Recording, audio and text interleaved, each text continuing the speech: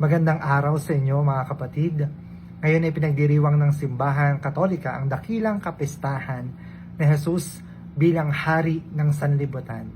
Ang pagdiriwang na ito nagpapaalala sa atin na walang ibang hari kundi si Jesus. Bakit? Sapagkat sa panahon natin ngayon, ang daming naghahari-harian.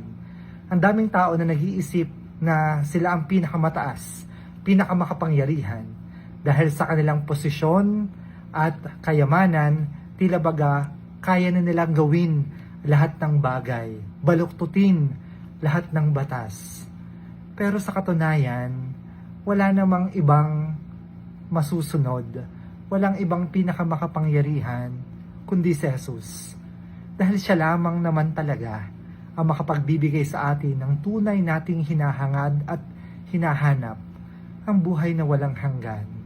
Kaya sana ay ibukas natin palagi ating mga puso kay Jesus at patuloyin siya, nawa siya ang tunay na maghari sa ating buhay at sa ating buong pagkatao.